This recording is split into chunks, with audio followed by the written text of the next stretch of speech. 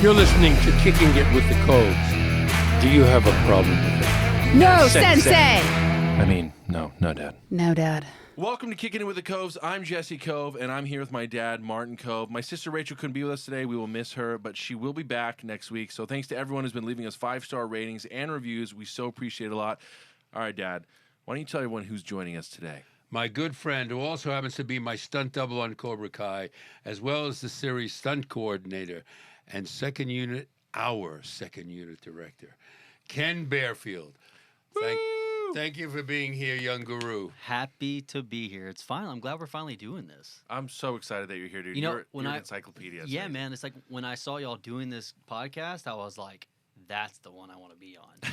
I got to. Kicking It with the Koves, like I've been doing that with you guys for 4 or 5 years now. Yep. So now it's finally we get to put it on tape. So yeah. I'm stoked. And for some of you who don't know, to put a face to this man, Ken was in the diner sequence with me in season 3.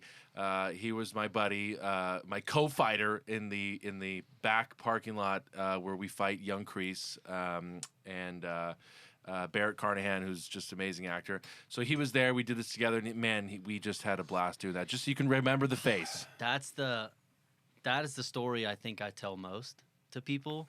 Can I get into it a little bit? Yeah, absolutely. Sure, of course. With that scene, it's me, the Sensei Kreese stunt double in the Cobra Kai series, opposite Sensei Kreese Martin Kove's son, and then we have Young Kreese with played by Barrett coming in there, and then so Martin's son, Martin's stunt double, is beating up Young Kreese.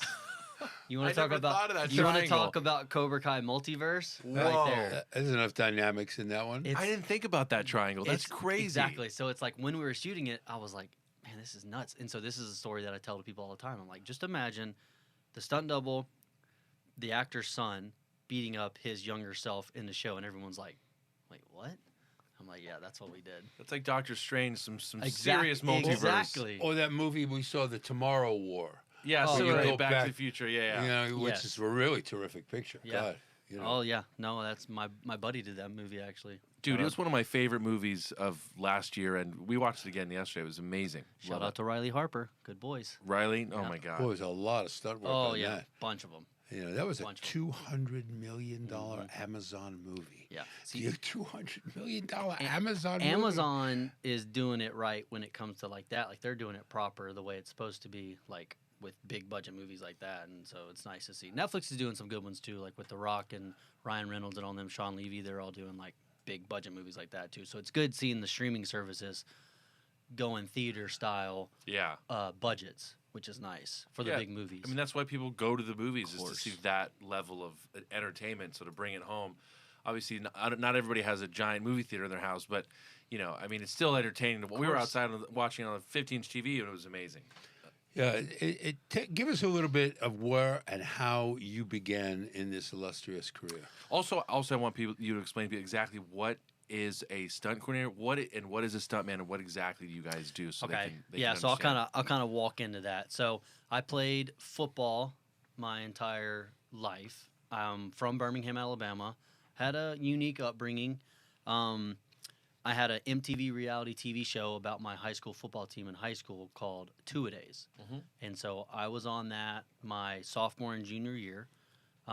We were the number 1 team in the nation.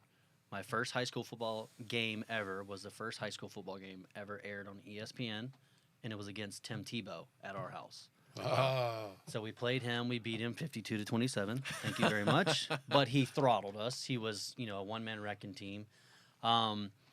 And then after that, I had base camp in my parking lot at high school, parked at the trailers, signed in, signed out, never, ever thinking anything of it, right? Had the producers of the OC at the time, and then, little funny backstory, that's kind of where they got 16 and pregnant, because our linebacker got the freshman cheerleader pregnant, and then the producers were like, that's a great show. That's a great show. And 16 and pregnant, that's where it came from. Wow. That's a true story. Wow. But so having that, I think it was like subconsciously I was like, this is a totally different, especially a kid from Alabama, right? We know football, baseball, we know sports, but to think Hollywood could come into our lives, now we're in Atlanta, right? You never thought anything of it. So Played college football, University of South Alabama, and then I had a small little stint up into the professional football league in the CFL. While I was up there living in Toronto, I met a couple of stunt guys up there, and I was training with them in the gym, and they were like, I was picking their brain, like, well, what would you do in here and that? And I was seeing them, I was like, oh, you guys are just like athletes. And it's like, oh, this is something that I think I could do. Moved to Santa Clarita, met a guy named Jonathan Arthur. The rest is history. Went from LA to New Orleans, NCIS New Orleans for 4 seasons with Johnny, and then moved from New Orleans to Atlanta, and then did all the, Stranger Things, Ozark, Cobra Kai, got a call to come shoot a previs for this show. You remember the Karate Kid? They're going to try to do a remake of it. So we need you to come out here and shoot this previs with, we think we'll get the actor. We think, Billy may come out there. And I'm like, Previs, like pre-visuals? Pre-visual. Right. So I'll kind of step into that to where it's like, on the script, we read the action, then the stunt team goes and shoots it. We show it to the director, see if they like it, all that stuff. That's kind of what a previs is. I remember when you showed me mine for season 3, I was so intimidated by this. I mean, it was like they literally edited a video with some of the stunt team where they're actually doing the fight that you saw like in season 3, the diner sequence, and it's like to the T of what we actually shot. And they cut it up, they put music behind it, and I remember they're like, "Yeah, this is what we're thinking of doing." And they show this video to me. I was like, "What?" You're like, "Oh, that's it? What do you mean? That's it?" in 2 days we're gonna do this? But you did great. You crushed it. It was unbelievable. We never, man, you guys. we never used his double once. I'll say that. Yeah, Thank you. it was a Thank good Never day. used his double. It was a good But day. going back to that, yeah. So yeah, I shot the first previs on the show ever outside the mini mart with Billy fighting all the kids, being drunk and all that stuff. And I'm like, wow, they're really doing this. Like they're really gonna take off to do the show. And then here we are, 5 years later, 5 seasons down. So aside from those were all opportunities as a stuntman. Correct. So as a stunt coordinator, how much do you compromise? Because we all know a stunt coordinator coordinates the stuntmen. And do you create the vision yourself? And how much of that is compromised at the time of shooting? We, as the coordinator, you have to kind of look at everything as the head coach of the football team, right? Bill Belichick is not doing what Tom Brady's doing, what he was doing when he was playing with the Patriots. But at the end of the day, they're both standing on the podium holding up the Super Bowl trophy, right? So as the coordinator, going from a stunt guy, Tom Brady, now you're the stunt coordinator, Bill Belichick, right? So each has their different goals and how they approach the game, so to speak. And the game is the script, okay? And so I read the script, I see the action, and then in Cobra Kai's case, I'll have Don Lee with me, who is my fight coordinator for season 4 and 5. Amazing martial artist, a wealth of knowledge in the background of martial arts, which is he was a traditional Okinawan martial artist, which is perfect for the show. Me and him sit down, we talk about what needs to be seen, how much time we think we'll have versus how much time we actually have, which that's a totally different animal in itself. But we break down the script, we come up with fight ideas, just kind of highlighting it and reading it, and then we bring the team in, and then we kind of break down the script with them, kind of tell them where we're wanting to go, and then we let them kind of do their thing. I let Don and the fight team go to the dojo, and I tell them, this is the parameters that we got to stay in. Stay true to the script. Don't just throw a punch just to throw a punch. Make sure that there's thought behind it, especially in Cobra Kai, because you know how many times we do flashbacks and harken backs, in Karate Kid 2 and Chosen, FYZ, all that stuff. It's like you got to take all that into consideration when you're building the fight scenes nowadays on Cobra Kai, because we have such a great and vicious fan base. If you throw a Cobra Kai kick for a Miyagi-Do student, they'll call you out. Oh my God! And actually, I never thought of that like that. Yeah, sure. I mean, it's so true because you have to kind of keep the styles. You have to keep it fresh to win All Valley 84. Mm-hmm. Everything has to really revolve around that, because that's what got us here. What you guys did 34, 36 years ago, that's why we're here. So you have to make sure you still have that feel there, but keeping up with the times and knowing who's there.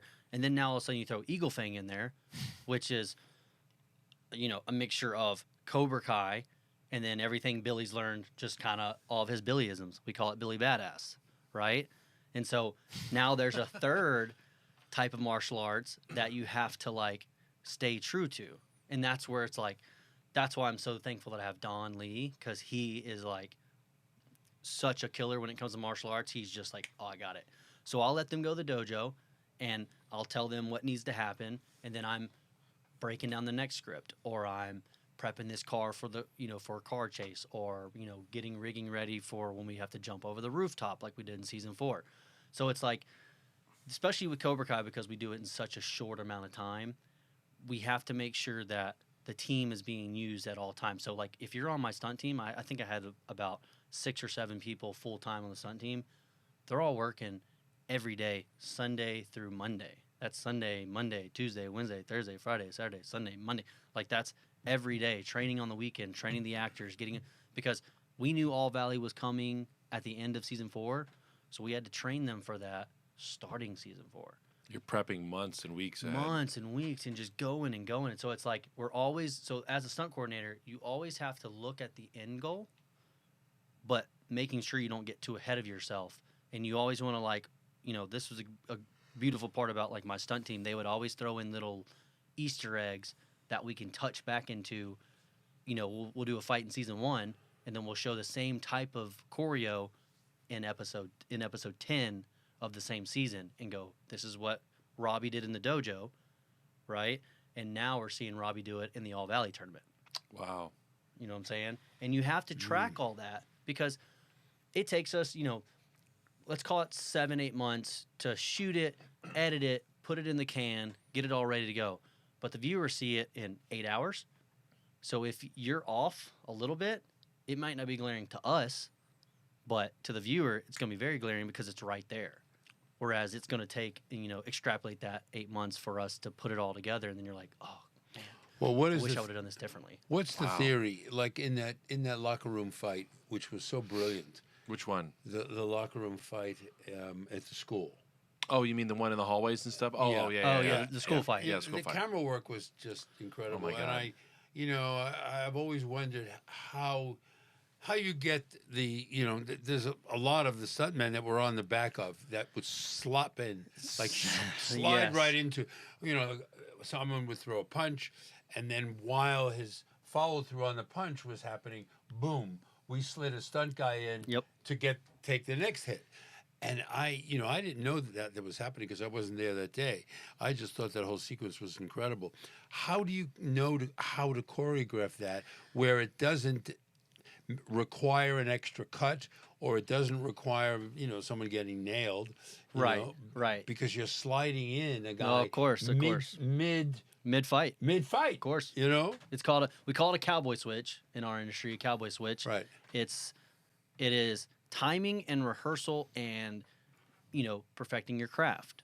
You two as actors, you perfect your craft. Even on, the weekdays, you're still in acting class. You're still, you want to train this and train that. So as stunt people, we have to learn how to shoot fights that are still visually appealing, telling the story of the show, but then also making the actors look good without, making it glaringly obvious that it's a stunt person. And then like you're saying, when you cowboy switch someone in a fight scene like that, it's just manipulating the camera angle just enough, because remember, we see everything with our eyes like that, but the viewer only sees what we show them, right? Right. So we'll have that stunt guy, like when Sholo gets thrown onto the lockers, Robbie's coming at camera this way, and then we trace him back, and then we see Sholo pop in like this. Well, it's really a stunt double, Noah. Right. All right. So Noah comes in, 1, 2, 3 punch, and then gets thrown to the ground. Well, after Sholo got out of that scene before we turned with Robbie, Sholo's over here on this side of camera. Once Noah falls down and we swing this way, we bring up Sholo. Right. And then Noah sneaks out of the way. Right. So it's just doing it enough, and then having the rehearsal time, because I think they gave us. Yeah, I was gonna say, how long was that prep? I want to say they gave us 3 or 4 days Wow. to come up with the entire school fight. So it's not just that oner that we did. It was everything involved in that entire school fight. Right? Yeah. Plus that. So, and it's good to have a stunt team that knows all. And I wasn't coordinating at the time; I was just on the fight team then. So it was a very big group effort to that. But yeah, cowboy switches are we've been doing them for years now, since the 60s, 70s. It's like this sounds like a once upon a time in Hollywood kind of slogan, right? Exactly. That is exactly to the T. And it's like, you just learn it as you're coming up as a stunt guy from the people who brought you up. You just learn those things, and it's a given in our industry. It's like, we'll cowboy switch him here. I'm like, okay, great. So to some actors, they're like, well, what's that? But to stunt people, like, yeah, we know. Hang off camera, wait. Have your stunt coordinator go, all right, go, boom. And you sneak in, you do your spot, you fall out, you roll out of the way. Yeah. Thumbs up. But the scene keeps going, and no one's ever the wiser. And you're watching everything. I'm watching it like on the a hawk. Exactly, because especially with the oner, if we see something that goes wrong, you have to make the decision as doing a oner, like in the high school fight, right? While you're watching it, because you know how many pieces are going on at once, and knowing you're trying to do it as a true oner. There's been a bunch of oners, and now CGI and editing is getting so good nowadays that they can shoot oners but in stitches. And we all know stitches and hiding it with, a shake or a flash or jerking the camera down, back up like that. And then you stitching that together in the editing room, and it makes it a oner. But like the school fight was a true oner with no cuts. So as you're watching it, if you see a little punch miss, you gotta kind of make that decision on the spot, like, no, keep going, because I can justify in my head, okay, instead of that being a hit, it's a miss, but it's a school fight.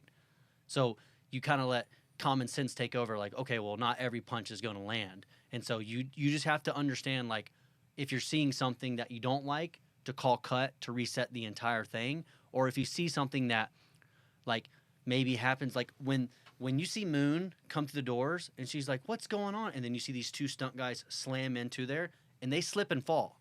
That's not supposed to happen. But they slip and fall and they keep going with it. We're like, well, that looks good. Just keep going with it. Otherwise, we could have been like, stop. It's at the beginning of the scene, so it doesn't matter. But you just kind of let it play out that way.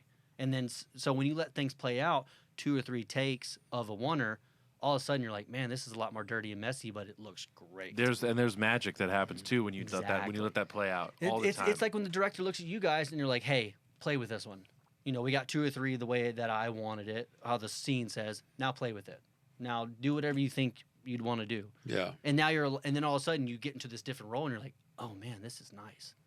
I kind of like what you're doing there. Yeah, stick with that. You know what I mean? Yeah. So we can plan and prep, and that comes with the safety part of it, which we'll never get away from the safety aspect of it. But when it comes to like messiness, dirtiness, you just got to know the scene. The All Valley tournament, that couldn't be messy because that's so technical fighting, right? Yet the fighting when I went through the window. Yes. Now we had to do it a second time. I never quite understood why we had to do it a second time, because I thought it was brilliant. You want to know why? Tell me, yeah. So this is the end of season 3, and I just to refresh people's memory, I fight Billy, I fight, Ralph, and then I take Ralph through the window, and we did it once before. This is a Kicking It with the Clothes exclusive. Exactly. The take that was used was the second take, and I'm curious.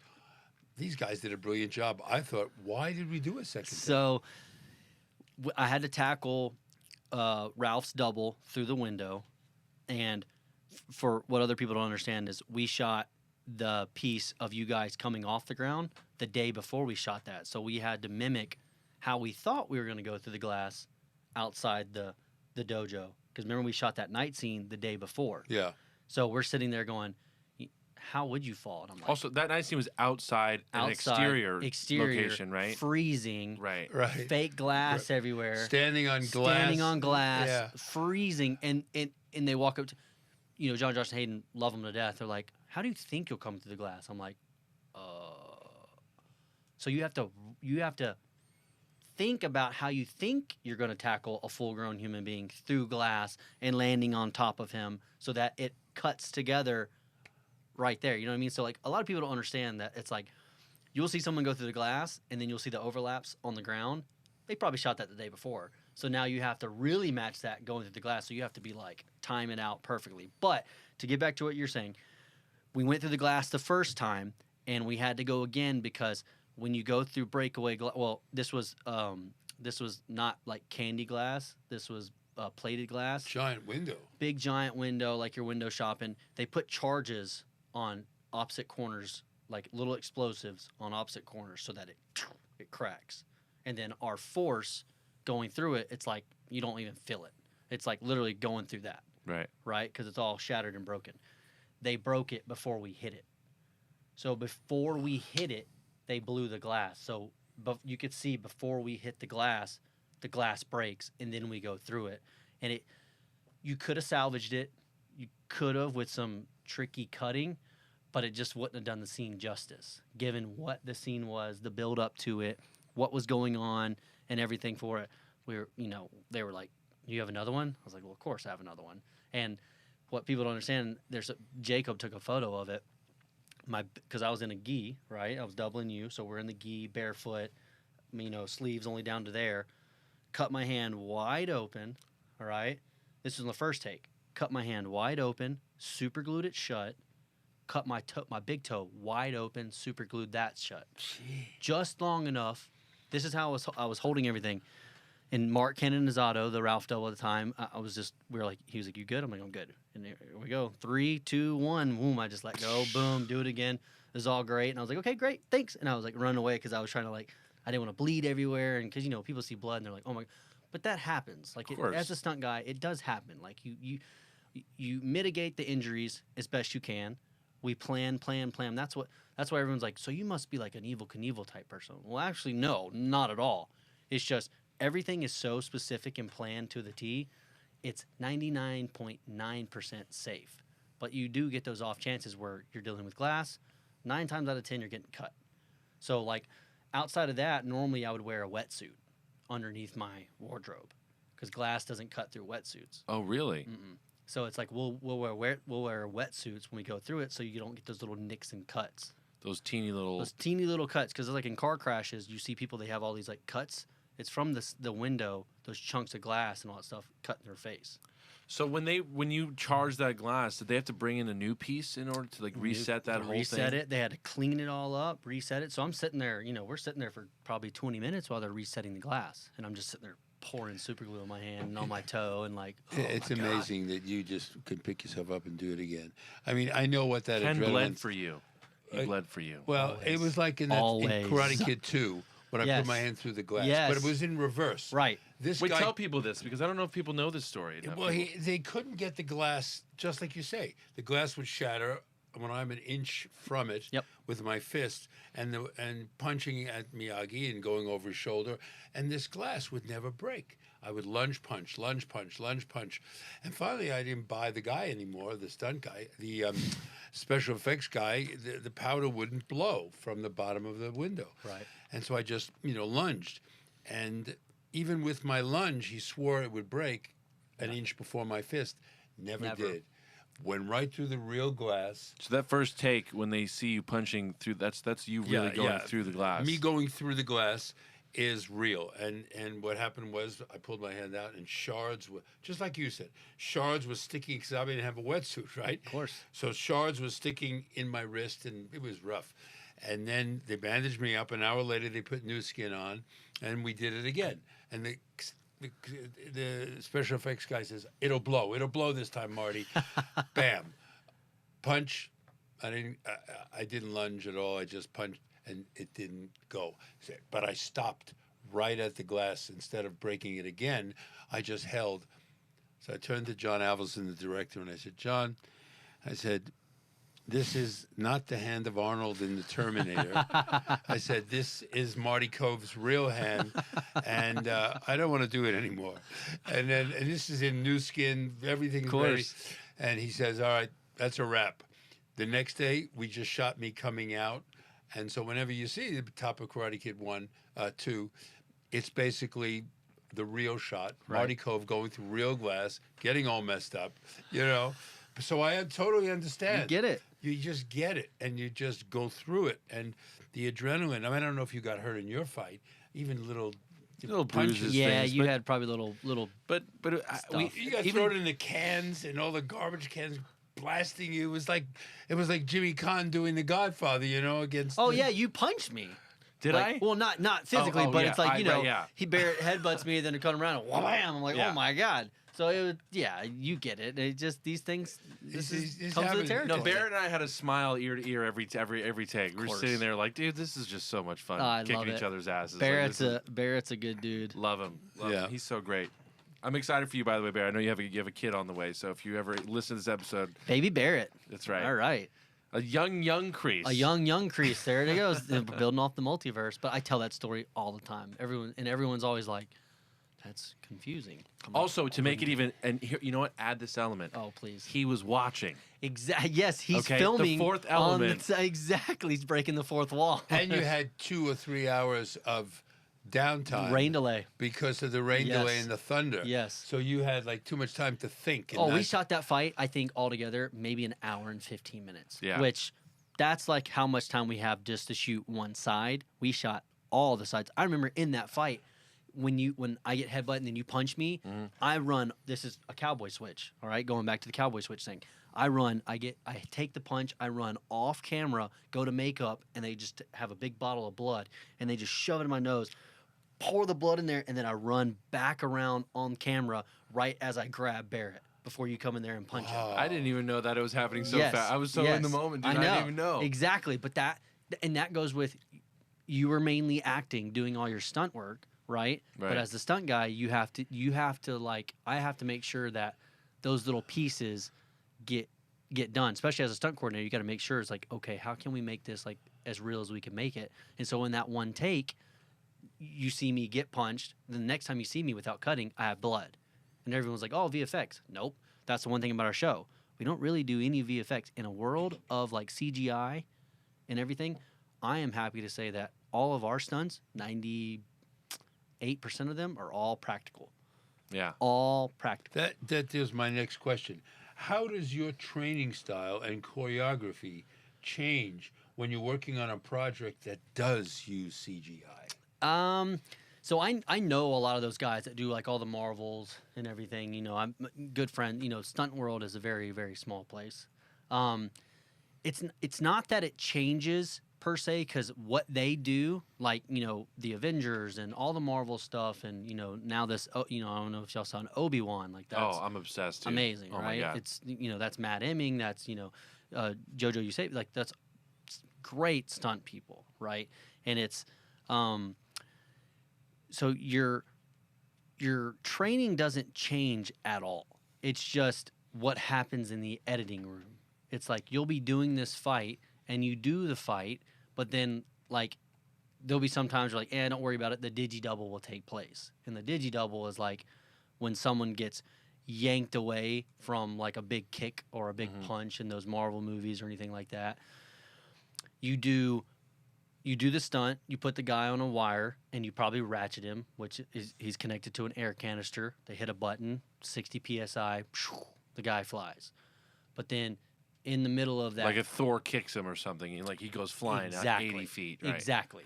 I would say the first 10 feet of that is a real stunt person, and then they let a digi-double that in the editing room, they take place. So it's not that it changes, it's just that, you know, it does take a little bit of the weight off of the stunt person because you don't get beat up as much. But those guys, you know, I know Daniel Hargrave was one of the Captain America doubles in the Avengers and the Infinity Wars and all that stuff, and he's just getting wrecked left and right. But, you know, some of the wrecks that he did got taken over by a digi-double, and then so as a stunt guy, you're kind of like, oh man, I wish they would have just left it as we did it. But, you know, it's like how you see an explosion. You see a propane popper, right? Boom, and it looks good. And then you watch the show, and it overtakes the entire screen, and you're like, whoa, I don't remember it being that big. It's just they pump it up for the Hollywood of it, which, you know, that's our industry. The exaggeration. Exactly. But when it comes to the CGI aspect of it and all that, it doesn't necessarily take your training away. It doesn't make it any less hard. It's just everything that we do is practical. We shot it. That is what it is. There's no tweaking it. There's no painting it, covering it up. You know, we'll just let the digi-double take place. And again, I'm not saying that what they're doing on the Marvel shows and the Star Wars and all that. I'm not taking away from that at all because that, like, I don't know if y'all saw Shang-Chi, Brad Allen, rest in peace. Brad Allen, probably the best second unit director, fight coordinator of any stunt person in the world. He just passed away about a year ago. He was the second unit director, fight coordinator of Shang-Chi, and he brought back a style of fighting that's been away for a while, which is like really, really, really, really sharp, clean, good storytelling kung fu martial arts. We haven't seen that in a long time, not since Bruce Lee's time, right? Brad Allen he was a killer. He's the man in our industry, and so like seeing what they did, that's heavy CGI. But what Brad Allen and that team accomplished on that movie is a phenomenon. Love that movie. It's So amazing good. because that movie is a perfect example when you have a stunt team and a second unit coordinator, second unit director that knows the ins and outs of what he does. He's perfected his craft. He's the top of the game, and then you marry that with the top of the game with the CGI. That's what you get. And do you, quick question, like when you're working like with the practical stuff versus like Cobra Kai versus like, you know, like all the green screens and all that stuff. I mean, like I know you said it kind of gives you a little bit more room, but like, I mean, there is a different feeling like when you're working in those big rooms with just green screen, blue screen, whatever, versus like being in a high school Of course. with these one shot. I mean, I'm a big fan of practical stuff. I Right. prefer it. I mean, obviously that stuff is really fun. No, of course.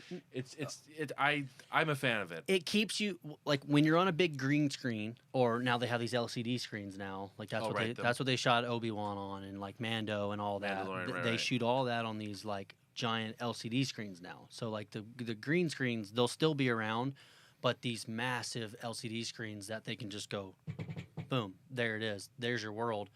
It immerses you in it. But when you're in a practical location like the school fight, it would be very strange if we saw, you know, Robbie or Sholo throw a giant, like, you know, 540 kick or some crazy B-twist kick with a round, like something touchdown rise, some crazy kick, right? Because the setting doesn't call for it. But when you're on a green screen and they're like, yeah, you're going to be in this crazy magical world with all this stuff. Well, now those kicks and those flips come in handy because you're like, okay, that makes sense because you're building it for the scene. So green screen, all that stuff, you have to use your imagination more. So then when you start using your imagination more, like really using it, that's where you're like, okay, I'm on a green screen. So, all right, what if we put like a floating rock there and he does like a backflip, B-twist, lands on that floating rock and tempts that guy to come up here versus there's a locker, let's just slam his head to a locker. But that's what it is. You just have to build it into your world that you're around. So the environment plays a whole heck of a lot when it comes to those types of fights. Wow. It's a lot. Interesting, yeah. It's a lot. And it's always changing. Here's the thing. It's like, and I mean, you've seen it. From your first movie you ever did or first show till right now sitting in this, how much has this industry just like flipped on its head, changed? Oh, there are so many times. Over and over. I go to see a little Martin Kove retrospective, and there's White Line Fever. And I watched myself in 1975, one of the first movies I did out here. And, you know, you don't have a lot of lines. You're a heavy, and you just want to do the physical action. Right. Doing it, like you say, of course, yourself, and which what I want to get to is building yourself as an actor who can do stunts. And I always was physical. And I see, when I watch the movie now, I see instead of just taking the hit and falling down, I would loft myself up in the air by 3 feet. Of course. Just so the producer would really, wow, that Marty Kove did a good job. And I could see why my shoulder hurts, why my lower back now it falls, why my knee is messed up. Because I'm looking at myself 20 years ago doing way too much, you know? It was Dancing with the Stars' fault. You know, it's like Dancing with the Stars, you know? Well, I will say you did something right. Oh, you know what I mean? But you know, so certainly from the days of White Line Fever in 1975 all the way to now, I mean, I watched The Mandalorian, I watch all those shows. You get it. I mean, this is like, you know, it's day and night, and how you adapt is fantastic because, you know, it is adaptation. You do have to adapt, just like we adapt to a changing script, you know, and it's really, you know, I've always been impressed with what you do on our show because you make it make it look right. And I'm not always around for those fights. Like the fight, I watched the fight in Ralph's house. That's Right. another one. Right. That you have so many people hitting each other. Yep. You have so many people I love that flying. fight. Yep. You have, and it's seamless. It's all seamless. Going through the window, the camera's moving, more of this cowboy switches. Of course. And, I was hip to the cowboy switches for that sequence because it was after the locker Right. room. And it was just as flawless. I mean, you really are wonderful at what you do. And aside from, doubling me and always feeling good, that first fight with Billy, the real story's only just begun. Bro, The first I one. loved it. I love that fight. And going through the window and all that. I love that stuff. Also, that has to be a weird, kind of like a fan thing for you to fight Johnny, like in a sequence, right? That's kind of Dude, like kind of Jesse, geek you out, right? Jesse, when I put on the Sensei Kreese gi, I was like, oh my God, I'm alive. I can't believe it. And then I'm sitting here. Really? showing- You felt like that? Oh my God, are you kidding? That's like, because, I was coming up with Karate Kid and all I ever wanted to do was do martial arts, right? So between martial arts and then doing sports, and then sports just kind of took over to it. But it's like, everyone's like, so, what do you do for a job? I'm like, I play dress up. That's Right. what I do. I play dress up and I figure out 18 different ways to die, right? On camera. It's like, I play dress up and die. Like that's that, because I'm always the henchman. I'm always this. So it's like, it was a very, I would say, a landmark in my profession, in my career as a person, as a man, to step into literally an iconic character, which is Sensei Kreese. Like, that is pop culture. Sensei Kreese, Johnny Lawrence, Daniel LaRusso. And I was stunt doubling Sensei Kreese, fighting Johnny Lawrence, and fighting Daniel LaRusso, and tackling the Karate Kid through Pretty glass. crazy. It's like So- fighting John Wayne or Darth Vader. and It is Clint Obi-Wan, Eastwood at the same yeah. time. It is exactly like that. Right, Yes, yeah. it is Wow. exactly like that. It is exactly like fighting Obi-Wan and Darth Vader at the time, and your Yoda, right? Right, It- yeah. Like, that is to the T. So it is pop culture. It'll something that'll surpass long after I'm gone, after we're all gone. It's Karate Kid's still gonna be around. Cobra Kai is still gonna be around, and like, to be a part of that, that's why I got in this industry. Yeah. Because I think I was talking to Billy and Ralph when we were doing the Emmy stuff in LA back in May. I was like, we were at I think we were out to dinner right after that, and I was like, you guys know you've done something, you included, you just weren't there. You guys have done something that since the dawn of time men have been trying to do, which is leave their mark, leave their legacy. Marcus Aurelius, Caesar, John Wayne. The list goes on and on of people leaving their name in history forever, right? And you have done that. And for me to have a tiny, tiny, tiny role into that, there's my mark. I'm forever connected to a pop culture icons, an iconic 1984 All Valley, and then I happen to, my first time to stunt coordinate the show is the All Valley Season 4 tournament, right? So it's like, to be compared to what is like the most iconic, I would say top 10 of all films, Top Gun, Karate Kid, like, do you know what I mean? Yeah. It's like, to have just a tiny mark on that, it's humbling. So you have done what men have been trying to do since the dawn of time. As far as we've been able to write, you have marked and inked your name in history forever.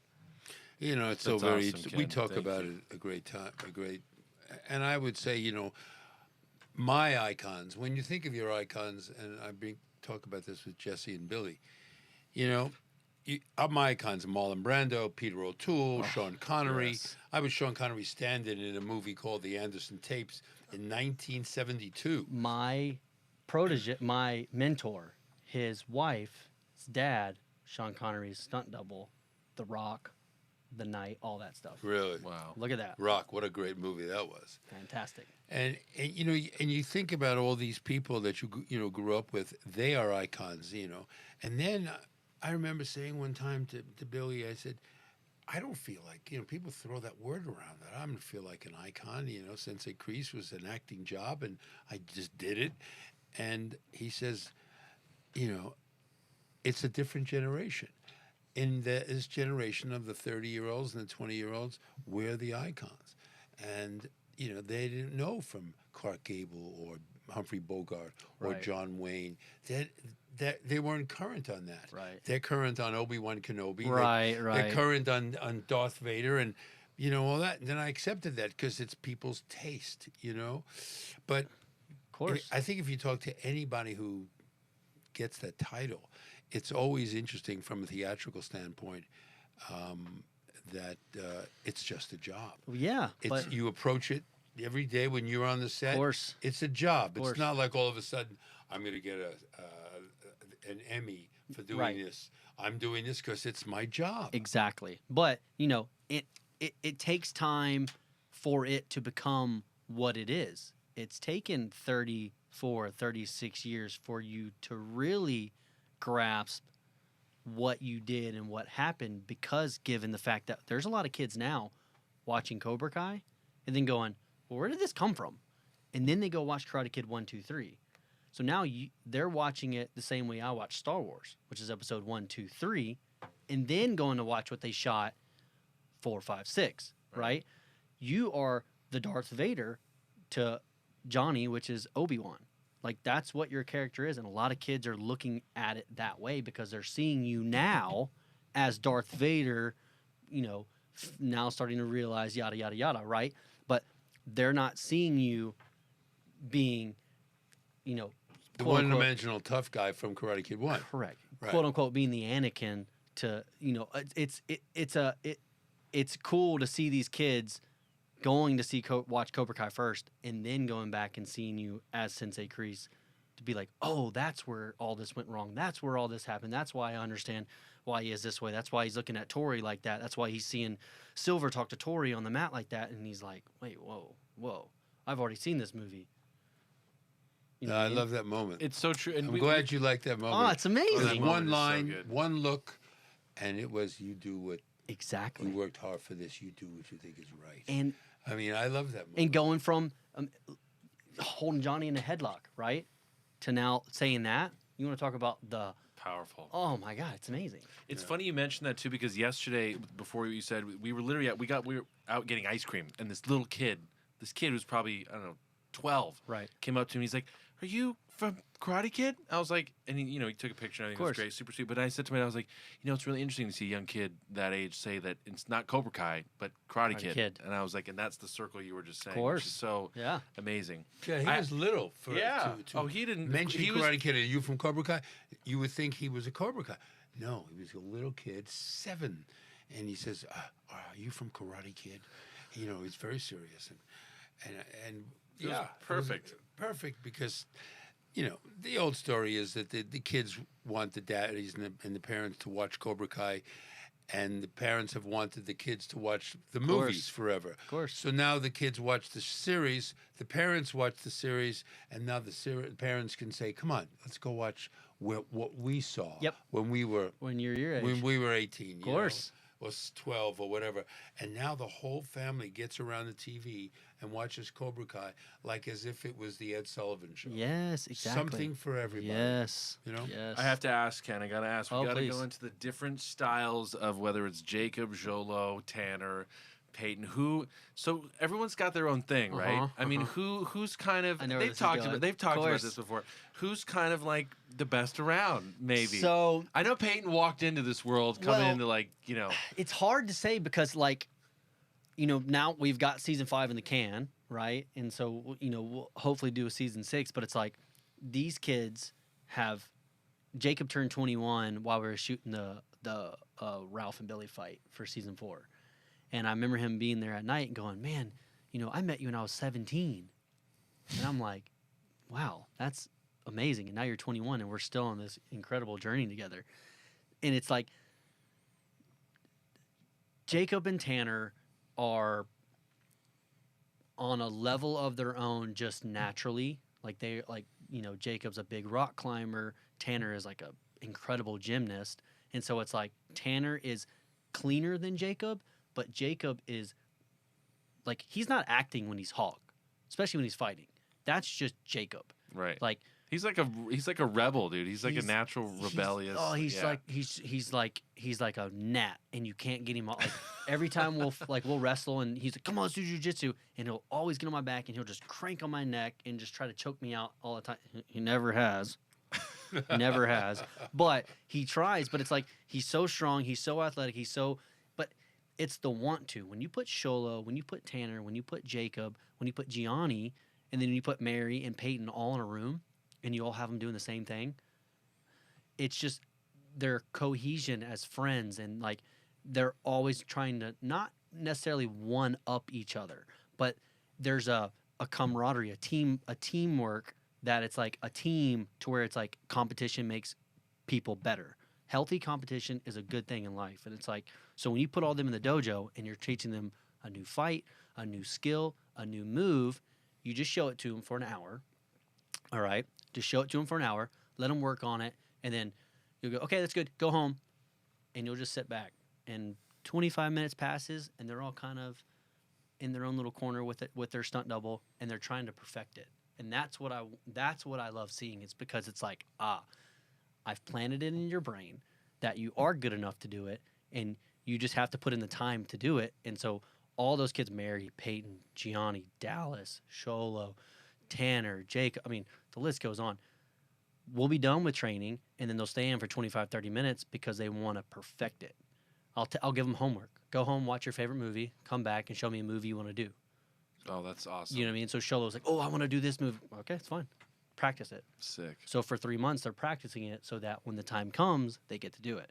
Tanner, obsessed with Jean-Claude Van Damme. So he gets to do the Van Damme kick. So that's why in the All Valley tournament, when he kicks, boom, and throws his leg down. Yes. That's the Van Damme. Right, he goes Yep. And he had to practice that. And Tanner, we told you him, bastard, and we stole that. exactly, and we told him, we said, in order for you to do it, you have to do it, and you have to do it correctly. You have to honor him because it'll live forever, right? That's what, what we shoot lives forever. So you have to make sure that he every single day, practice it. Jacob. So the person who has had the most, like, from day one to now, Sholo. Sholo has, from the first day he came in to where he's at now, he's night and day. Peyton, same way. Mary got to where she's at because she's Saturday, Sunday girl. Every Saturday she's training. Every Sunday she's training. Let alone Monday, Tuesday, Wednesday, Thursday, Friday when you're shooting your scene, and then she's coming in for an hour in her wardrobe where she's shooting her next scene. Hey, I have an hour off. I want to train.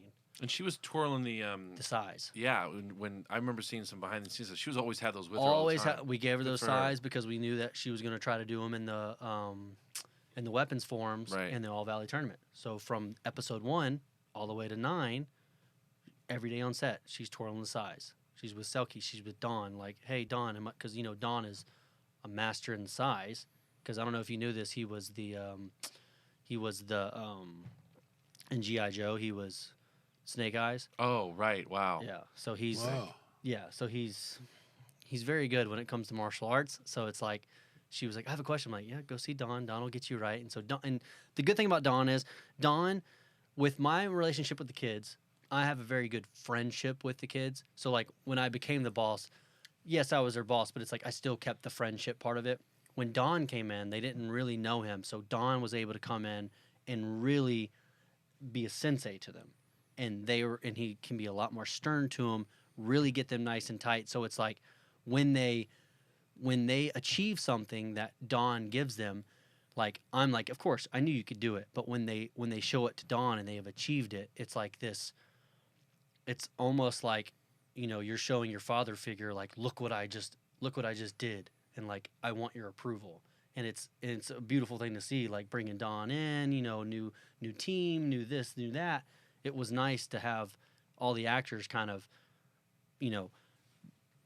take my stunt team on and like really with no backlash, no nothing, just be like, oh yeah, these guys are great. And now they're all really good friends. They all text together. They're all like, when do we get to train again and all that stuff. So it's a nice dynamic that we have. But the best kicker of the group is probably Gianni. Oh, that's great. And I tell this is like like me and Don will pull Gianni aside and be like, listen, you're not your character. Like we tell him as a man in life, you're not this nerdy kid. I want you to understand that. You can play that character, that's fine, but you are not that because we see what you do when you train with us. Like I'll hold pads for him and he kicks straight through those pads. I'm like, nope, never mind. Come here, Jesse. The Billy double, like hold those pads for him. So it's like you get this unique opportunity, at least I do, to look at it from a coaching aspect of it, because how my coaches did when they put me through hard trials, and then they told me how to train, how to fix it, and then they also instilled in me in this confidence that got me, essentially where I'm at today, right? And so it's like I get to put that same type of teaching into Peyton and Mary and Dallas and Cholo and Una. I mean, Una's 15. Wait till she's 18. The new Eagle. The new Eagle. Right. And she is a killer. But Peyton, I remember specifically watching her first day. Coming in into the trailer. She wasn't as trained as anyone else there. God, but she was dreadful. Mm-hmm. And I remember saying to myself, the scene was she. By the way, comes I out- think he said this to Peyton in person. I and did. She I said it to laughed Peyton, with so it, it's laughed okay. at him. But it's and, because of where she's at now. Like if you see Peyton, she's a killer. she's an now. assassin. Yeah, she's And that's great. that's the beautiful part of it. We've seen we've seen that with all. That's why I'm bringing it up, because you have done it. You have matured them as a coach would do an actor. You have matured them. I remember saying, and I told this to Peyton. We were friendly. We were very good friends. Right. And I said, darling, This is all constructive love. Of course. I said, I never could imagine why you would cast, because your flip and first thing to Sholo and all that, it didn't work for me. And you have improved to the point where you're just brilliant in season 4. I mean, look at look at the finale fight with them. It's incredible. It's incredible. Plus, my characters gravitated to her emotionally. Of course. So, but from a stunt standpoint, she has grown so much, so fast. And imagine what she's learned just in life with that. People don't understand how hard martial arts are. They watch shows and they think they can do it, but they don't see what you guys do behind the scenes to get ready for a fight. Because if you're the actor, not only do you have to know the fight, you have to know your character, you have to know your lines, you have to know your look, you have to know this moment to play it on your face. Like there's so many more aspects than just like a stunt guy who is just there to be the bully, to get beat up. That's one thing. But for someone like Peyton to come into this brand new show, which is picking up steam, to not know a lick of fighting, to where she is now, I mean, the confidence she had to get in her life, like in general in life, I'm sure it's mind. And I think essence of Peyton essence of Tori is, she talked about that on the podcast in LA. She was saying that, like, yeah, she had all the Disney shows and all that, but this character was very much more of who she is. Of course. Edgy. Of course. Little, of course. and the fighting and all, and just, she loved it. Like, she just steps in those shoes and just kills it. Yep. So It was great. Then when they ask me in these panels, they always say to me, they said, we're doing a panel at an autograph show, and they say, what character would you like to be if you were in Crease? What would you like to be? I always say Tori.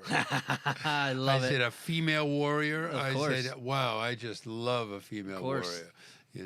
I love it. Well, Ken, this is just well, terrific. I have to ask one more question, because Oh, please. obviously season 5 comes out September 9th. I mean, we're not going to, we can't say too much, but I mean, there's got to be, between the seasons, there's got to be a buildup of ingenuity between fight sequences. You're like, oh, well, we did that in season 3, we did that in season 4. What we got to do, what are we going to do here, right? I mean, that's got to come up. So that was the one thing that we were fighting with for season 4 and 5, because, we shot them sequentially. We shot them in 1 year. So it was fresher on our mind knowing what we did in season 4, so that when we were building fights in season 5, we're like, oh, we just did that in season 4.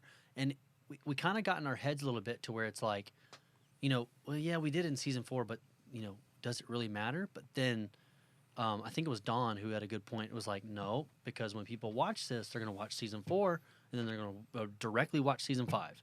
So there might be a year and a half pass in between seeing season 4 and season 5, but when you watch them sequentially, that same punch is going to be that same punch an hour at an hour difference, right? Right. So that is something that we have to always like think of while we're building a fight. Oh, we just did that. Oh, we just did that. Oh, we just did that. So that's why we're always in the dojo, always training, always trying to. And that's why it's like, kudos to my stunt team.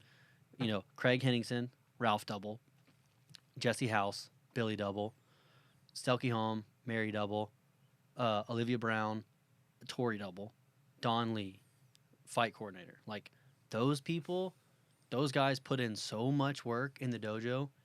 I would be like, okay, here's this fight. They would come up with 3 or 4 different styles of that fight, and we would just show John, Josh, and Hayden, like, hey, do you like this one? Can you change this? Yeah, hold on. Go to the second one. Boom. Okay. No, go to the third one. Can you like marry? And then they would go, can you just like do all of that in one? Of course. Right? And so it's like, so you always just have to always be fresh and be ready, and just because, you know, we don't have any time to shoot any of the fights. We get no time to shoot them. And we come up with, you know, I might be biased, but some of the best fights that I've ever seen on TV. Yes. And I'll say this, if you thought season 4 without CGI. without CGI, and if you thought season 4 was good fights, wait till season 5. Yeah, Mic drop. Season 5 is really, I always tell people it's just Oh. so full of surprises because Of nothing. well, because, you know, I can't tell anything about my character, but the bottom line is I read the scripts and they're hard. Yes. You know, they were hard. Yes. And because my character, everybody knows I've been. You're on a boat in the middle of the ocean. Yeah, all Is right. where you're on a small Right. little dinghy A boat. dinghy boat. That's with, right. with only celery. That's true. That's right. That's true. I'm on a dinghy boat. But I will say this though, like for someone like you, like when I met you in that scene that we did together, Right. right? I was just looking at you as an actor. I didn't think you could keep up with the fight that we had in store for you. Then we shoot it. Then I realized, oh wow, this is what I tell actors of your caliber. It's like they go, who's one of the best actors that can do stunts? I say Tom Cruise is the best stunt actor in the industry. And people are like, no, he's an actor. I'm like, no, that dude is a stunt actor. He does all of his driving. He flies jets. He flies helicopters. He does all of his fights. Now, there's some stuff that he just doesn't do just because of timing. Like Casey O'Neill, one of my really good friends, he was the stunt coordinator of Top Gun. He was one of Tom Cruise's stunt doubles for years. He's got great stories. Casey O'Neill, you're the man. With a guy like that, with you, it's like if you want to take, and I tell this to actors all the time, it's like, because they're always like, well, how do I get better at this, better at that? It's like you just need to know the character that you're gonna play. If it's a gunfight, if it's a gun show, military, just get really good at tack reloads. Go to Terran Tactical, get really good at just looking good. I know right? a thing or two about Exactly, that. right? And then it comes with fights. It's like, you know, I get it all the time. They're like, well, should I go train in martial arts? No, you should train the scene of the fight that you think that you're going to do. Play to your character. Play to who you are. Like, I was a boxer, so a lot of my fights have a lot of boxing influence into it, right? Like when I went and did FBI International, that character had a lot of boxing influence because the scene before, he's hitting a heavy bag in a boxing gym. So then when he's fighting someone, he's covering up, Philly shell, all this stuff. And it's just like the little nuances. So it's like, as an actor who wants to do his stunts, who's very good at it, like you, just make sure that you train as a stunt guy so that when you get your opportunity to show, like you did in Cobra Kai, that you got, like, not only can you do that, but you can also fight. That puts you in a different realm all by itself. It's invaluable. My Jesse. ego just like that's through the roof, man. invaluable. But Thank it's the you. truth. It's the truth, though, because my job is to recognize guys like that versus the guys who can't do it. Because it's ultimately up to the stunt coordinator to be like, no, he can do it. You're good, right? You want a knee pad? Great. All right, he's going to fall on the ground. Boom, one time you got it? Great. Now we have the golden goose doing it, right? I didn't use any knee pads. Exactly. You didn't need them. But that's what I'm saying. But it's like when we see that do it, that's why it's so beautiful when you see Peyton and Mary and Jacob and Cholo and Tanner all do their stuff.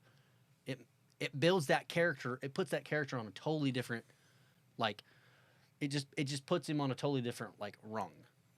And that's the best way to say it. So that's why when you see Tom Cruise doing stuff and that's why there's Mission Impossible like 55 coming out. It's like because as long as he's gonna do it, people are gonna watch it because it's like, man, what else is this guy gonna do? So it's Go to space, yeah, right. which is coming. Very interesting. So from now on, you bill yourself as You're a an stunt- action actor. I'm Dwayne Johnson's stunt double from now on.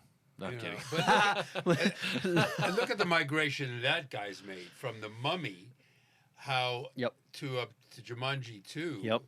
His whole framework has changed. Now his double is his cousin Tanawai. I met him. Yeah. Tanawai's a great guy. Yeah.